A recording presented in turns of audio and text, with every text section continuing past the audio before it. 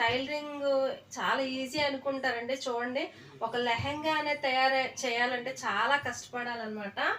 నాకు నా కస్టమర్ వచ్చేసి శారీ ఇచ్చారండి. శారీని లెహంగాలా కన్వర్ట్ చేయమన్నారు. అయితే ఇదిగోండి, మనకి కొంచెం దగ్గర మన బాడీ మెజర్మెంట్స్ అనేవి తీసుకున్నాం. వాళ్ళకి ఎంత లెంత్ కావాలో అంత తీసుకొని, ఎక్స్ట్రా ఉన్న ఇక్కడ బార్డర్ ఉంటుంది కదా, దాన్ని కట్ చేసేసి మనం ఒక ఫార్ములా ఒక లెక్కలాగా వేసుకొని ఈ ప్రిల్స్ అన్నీ 1 ఇంచ్ అండి.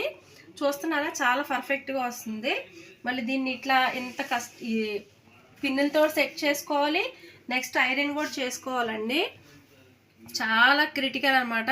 ప్రతి పాయింట్ అనేది ఇక్కడ మనం గ్యాదర్ చేసుకోవాలి.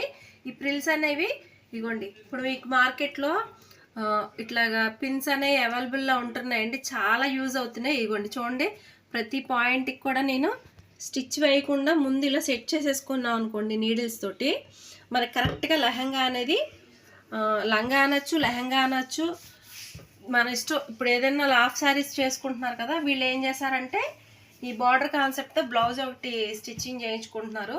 దీని మీద బయట సపరేట్గా ఓణి అనేది సెట్ చేసుకున్నారండి. అయితే నేను ఈ లంగా కుట్టడానికి నాకు ఆల్మోస్ట్ ఇది ఇట్లా ఇవన్నీ సెట్టింగ్ చేసుకుని ఇవన్నీ చేసేసరికి 1.5 to 2 hours అవుతుందండి ఐరన్ కొట్టుకోవడానికి. చాలా చాలా కష్టపడాలన్నమాట. ఇదిగోండి, ప్రతి పాయింట్ నేను ఆల్రెడీ ఇక్కడ మార్క్ చేసుకున్నాను. ఈ పాయింట్ నడుం దగ్గర మన పర్ఫెక్ట్ మెజర్మెంట్ అనేది వచ్చేసింది.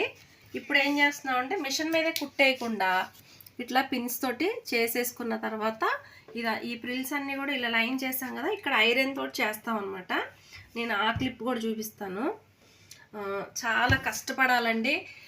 మన బయట ఒక క్లయింట్ దగ్గర క్లాత్ అనేది తీసుకున్నామంటే దానికి చాలా థింక్ చేసి టైలరింగ్ అనేది చేయాలి. చాలా పీస్ఫుల్గా, చాలా ఎలా అంటే ప్రశాంతంగా ఉన్నప్పుడు ఇట్లాంటి పని అంతా చేయండి. ఒకవేళ మీకు ఇబ్బందిగా అనిపించిందంటే కాసేపు ఆగేసి మీరు టైలరింగ్ అనేది చేయండి. లేకపోతే మనం అనుకున్న ఫినిషింగ్ కానీ కొలతలు కానీ రావు. చక్కగా నీట్గా ఇవ్వండి. దీని లెహంగా అంతా కూడా తయారైనా కూడా మీకు చూపిస్తాను.